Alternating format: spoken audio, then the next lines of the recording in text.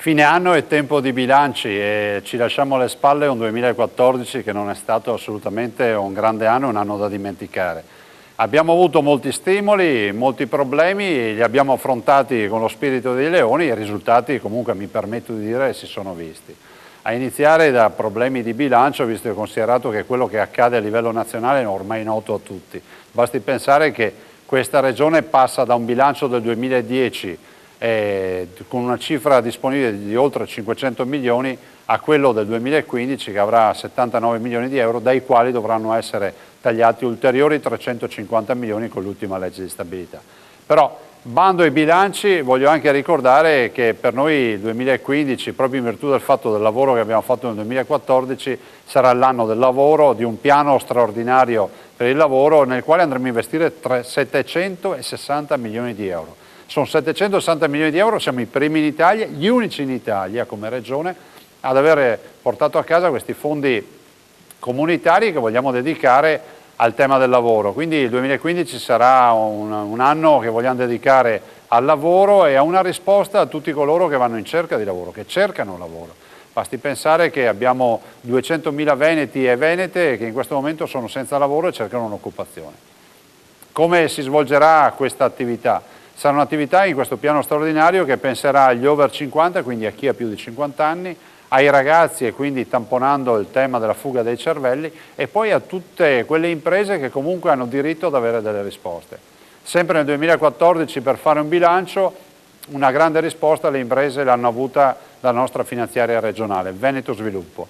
Una finanziaria che noi abbiamo raccolto, abbiamo recuperato da ormai una fine che era inevitabile, rivitalizzata, rivalorizzata, che quest'anno nel 2014 è riuscita a dare risposta a ben 10.000 imprese che hanno chiesto aiuto con fondi di rotazione, fondi di garanzia, fondi di accesso al credito. Quindi 10.000 imprese e ce lo diciamo, ci permettiamo di accreditarci anche questo merito o parte di questo merito, che sono riuscite a non abbassare le serrande e a chiudere proprio in virtù del fatto che c'è stata anche la nostra finanziaria che ha dato risposta a queste 10.000 imprese.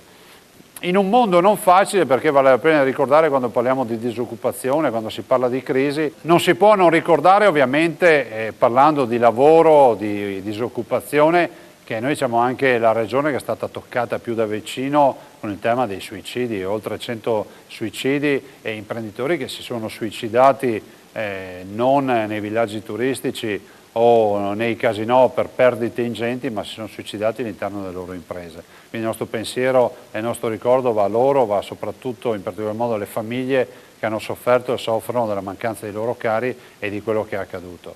E quindi l'idea di investire con Veneto Sviluppo, l'idea di fare questo piano straordinario vuole essere anche un modo per dare una risposta concreta a tutti coloro che soffrono. E fermo restando che abbiamo messo in piedi peraltro un bel servizio che si chiama Inoltre, che è uno sportello che ha moltissime utenze, centinaia di utenze, se non migliaia all'anno, è rivolto proprio agli imprenditori in crisi, imprenditori in difficoltà, quindi da un lato un supporto psicologico gratuito, dall'altro però anche la possibilità di avere contatti per risolvere problemi della quotidianità e delle aziende. E questo è stato anche l'anno 2014 che ricordiamo come l'anno del grande esodo, della grande immigrazione. 200.000 persone grazie all'operazione Mare Nostrum sono partite dalle coste libiche, dalle coste del Nord Africa per venire in Italia. Mai operazione è stata più disastrosa di Mare Nostrum.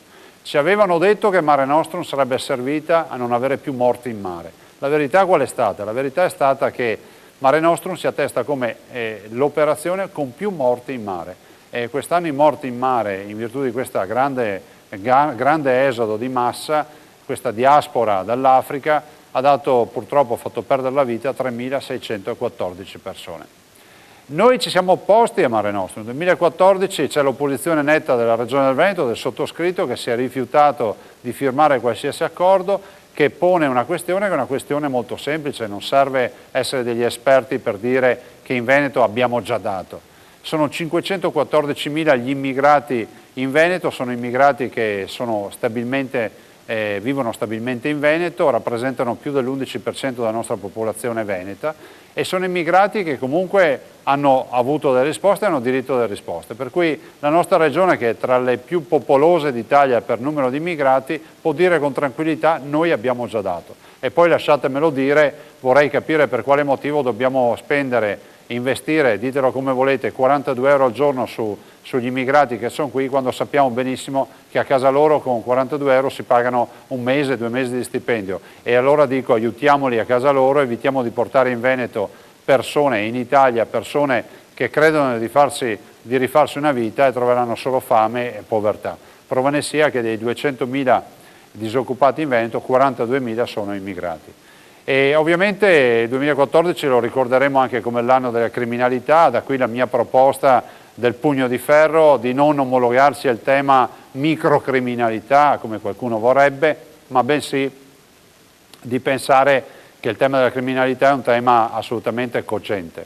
E quindi io sono ancora convinto che il vero sistema sia quello di inasprire le pene, di fare in modo di dare strumenti ai giudici e alle forze di polizia per essere incisivi, e dall'altro ovviamente di poter utilizzare l'esercito. L'esercito e quindi tutte le forze dell'esercito che potrebbero essere messe a disposizione delle forze di polizia per presidiare i territori e per evitare che ci sia questo bollettino di guerra ormai che abbiamo quotidiano di rapine, di aggressioni, di scassi, di tutto, soprattutto anche di atti violenti nei confronti dei cittadini presidiando il territorio. E il 2014 ovviamente non si può dimenticare che nel 2014 abbiamo avuto anche le calamità dei blackout in montagna, quello che è stata la grande nevicata, a fenomeni alluvionali più o meno intensi per poi arrivare alla tragedia di Refrontolo il 2 agosto del 2014, Refrontolo con l'esondazione del torrente Lierza esce dall'alveo questo torrente e 4 persone purtroppo durante una cena per la festa degli uomini perdono la vita. Mi piace ricordare il tema del dissesto idrogeologico perché è bene anche che ricordiamo che il 2014 è stato l'anno di risposte concrete. Il cantieramento della Cassa di Caldogno sono oltre 100 ettari con 4 milioni di metri cubi d'acqua invasati, Monzon dei Sassi, la Colomberetta, Monteforte d'Alpone, Pradegai, Viale Diaz a Vicenza, piuttosto che altre realtà come Montebello. Quindi la volontà di ridisegnare il territorio del Veneto partendo appunto dal tema del dissesto idrogeologico. Penso che sia la vera sfida è quella di realizzare opere a tutela della incolumità dei cittadini e ovviamente anche dell'ambiente e dei territori. Infine, ma non infine, il 2014 è stato un grande anno rispetto alla sanità che esordisce con gli ospedali aperti di notte, il lunedì, il mercoledì, il sabato e la domenica, ma anche una sanità che sa affrontare il tema del pronto soccorso, una sanità comunque macchina complicata, una sanità che ci pone ancora ai primi posti, anzi al primo posto a livello nazionale per qualità delle cure e per servizi offerti e per virtuosità della spesa. Noi siamo regione riferimento a livello nazionale. Una sanità, quella del Veneto, che eroga 80 milioni di prestazioni, 2 milioni di accessi ai pronto soccorsi, una sanità della quale i veneti debbono andare fieri.